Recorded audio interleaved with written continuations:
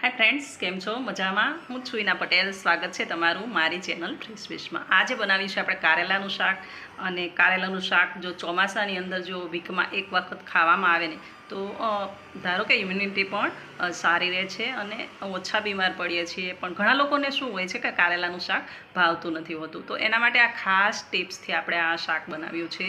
જે લોકોને શાક કડવું લાગે છે એમના માટે ખાસ છે આ વિડીયો, તો જરૂરથી જોજો. અને જો તમને આ રેસીપી ગમે ને તો વિડીયોને શેર કરી દેજો. ચેનલ પર નવા હોય તો ચેનલને સબસ્ક્રાઈબ પણ કરી દેજો.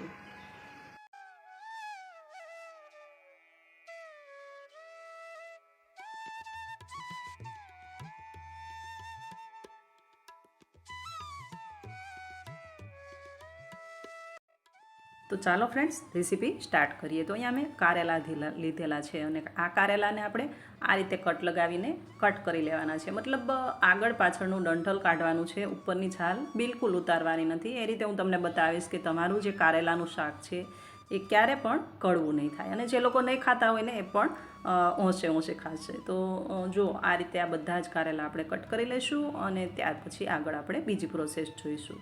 તો છાલ પણ નથી ઉતારવાની અને આ રીતે કટ કરવાના છે. તો મતલબ કડવા તો હોય કારેલા, કારણ કે કારેલાનો ગુણધર્મ કડવું હોય છે, પણ એને આપણે કડવું ન થાય એટલા માટે આપણે આગળની પ્રોસેસ કરીશું. તો અહીંયા આપણે આ કારેલાને કટ કરી દીધા છે અને ત્યાર પછી આમાં 1 ચમચી આપણે મીઠું એડ કરી દઈશું, નાની ચમચી, અને 1 ચમચી આપણે હળદર એડ કરી દઈશું અને 15થી 20 મિનિટ આમ જ આને છોડી દઈશું. મતલબ કારેલામાં જે પણ કચાશ કડવાશ હશે એ બધી જ દૂર થઈ જશે. જો આમાંથી આ પાણી નીકળી રહ્યું છે. 15-20 મિનિટ બાદ આ રીતે કારેલાને આપણે હાથથી દબાવી અને સાઈડ પર કરી દેવાના છે અને બધી જ એની કચાશ કડવાશ હશે એ બધી જ દૂર થઈ જશે. હવે જો આ રીતે આ કારેલાનું બધું પાણી આપણે કાઢી નાખેલું છે અને ત્યાર પછી પણ આને આમ જ શાક બનાવવાનું બિલકુલ નથી.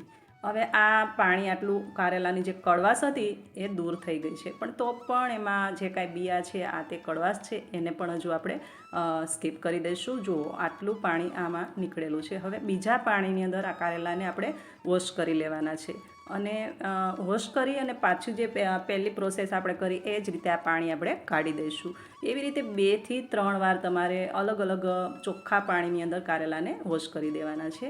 અહીંયા 2 ચમચા મેં તેલ મૂકેલું છે, જીરું અને તલ એડ કર્યા છે અને થોડા એવા મરચાં એને બારીક બારીક કટ કરીને એડ કર્યા છે. ને ત્યાર પછી આપણે ઓનિયન, જે 1 નંગ મોટા ઓનિયનને આ રીતે સ્લાઇસમાં પતલી પતલી સ્લાઇસમાં મેં કટ કરેલો છે, હવે એડ કરી દઈશું અને આને એકદમ સરસ રીતે સાતળી લઈશું.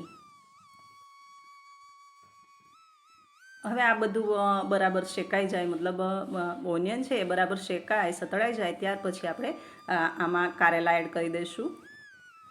હવે આ કારેલામાં બિલકુલ પણ કડવાશ નથી. તમે એમ બી ચાખીને ખાઈ શકો તો બી તમને કડવા નહીં લાગે. એટલે આની કડવાશ આપણે બધી જ પાણીની અંદર જતી રહી છે. આ રીતે જો શાક બનાવશો ને તો ક્યારે પણ કડવું નહીં થાય. હવે આને થોડી વાર આમ જ આપણે શેકી લઈશું ને ત્યાર પછી આપણે લાલ મરચું પાવડર એડ કર્યો છે. એ તમારી સ્પાઇસી જોતું હોય તો એ પ્રમાણે મરી મસાલા કોઈ પણ અલગથી તમે એડ કરી શકો. અહીંયા જીરું અને લાલ મરચું પાવડર એડ કર્યો છે. મીઠું આગળ પણ આપણે એડ કર્યું હતું, તો હવે આમાં થોડું એવું જ આપણે મીઠું એડ કરી દઈશું, કારણ કે કારેલાની ક્વોન્ટિટી બહુ ઓછી છે. કારણ કે મારા ઘરની અંદર હું એક જ કારેલાનું શાક ખાઉં છું, તો મારા માટે બનાવું છું. ક્વોન્ટિટી વાઇઝ તમે મસાલા ઉમેરી શકો. અહીંયા તમને એવું લાગે કે કારેલા થોડા આપણે પાણીની જરૂર છે, તો આમાં બિલકુલ પાણી ધાર કરીને એડ કરવાનું નથી. આ રીતે છાંટ કરવાનું છે પાણી. જ્યારે છટકોરશો ને ત્યાર પછી થોડું ચલાવી દેવાનું. અને અહીંયા એડ કર્યો છે અડધી ચમચી મેં નાની અડધી ચમચી આમચૂર પાવડર અને પાછું મિક્સ કરી લેવાનું. કારણ કે આ શાકને છે ને આમ જ ચેડવાનું હોય છે, બિલકુલ પાણીમાં પણ શેડવાનું હોતું નથી. તો એવું લાગે તો થોડો પાણીનો છંટકોર કરવાનો. અને કારેલા થોડા 70% જ્યારે ચડી જાય ને ત્યાર પછી આપણે ચણાનો લોટ એટલે કે બેસન એડ કરવાનો છે. 3-4 ચમચી બેસન એડ કર્યો છે અને આને આપણે ચલાવી લઈશું, મતલબ બરાબર આપણે મિક્સ કરી દઈશું અને બેસનને બરાબર શેકાવા દેવાનો છે. હવે બેસન અહીંયા બરાબર શેકાઈ જાય ને ત્યાર પછી આપણે આમાં એકદમ થોડું કોરું થઈ જશે, એટલે આમાં પાણીની જરૂર પડશે, પણ પાણી બિલકુલ એડ કરવાનું એવી રીતે નથી કે ગ્લાસમાંથી આપણે સીધું પાણી એડ કરીએ. અહીંયા પણ આપણે આ બેસન શેકાઈ જાય ત્યારે આમાં થોડો એવો પાણીનો છટકોર કરીશું અને આ શાકને છટકોર કરતાં કરતાં એમ જ આપણે પૂરી રીતે શેડવાનું છે. જુઓ આ બેસન એકદમ કલર ચેન્જ થઈ ગયો છે ને શેકાઈ ગયો છે. હવે આ રીતે પાણીનો થોડો છંટકાવ કરી દઈશું. પાણી થોડું છંટકાવ કરી પાછું થોડું ચલાવી લેવાનું છે. એકદમ સરસ એવું ટેસ્ટી એવું કારેલાનું શાક બને છે ને. જો કોઈને કહેશો નહીં ને કે આ કારેલાનું શાક છે અને એમ જ આપી દેશું ને તો બિલકુલ પણ ખબર નહીં પડે કે કારેલાનું શાક છે. એકવાર ટ્રાય જરૂરથી કરજો. હવે આ રીતે પાણી આપણે છટકોરી દઈશું. એવી રીતે મેં 4 થી 5 વખત વચ્ચે વચ્ચે પાણી છટકોરી દીધું છે અને આ રીતે ચલાવતી રહી છું.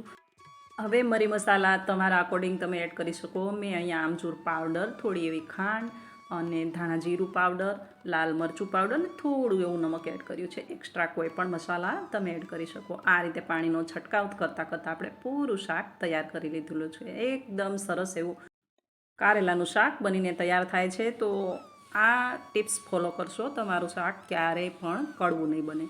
અને આ રીતે જો કારેલાનું શાક એક વખત કોઈ પણ જે નહીં ખાતું હોય ખાઈ લેશે તો ફરી વખત પાછું માંગશે. તો જરૂરથી બનાવજો. તમે કઈ રીતે બનાવો છો એ જરૂરથી કોમેન્ટ બોક્સમાં જણાવજો.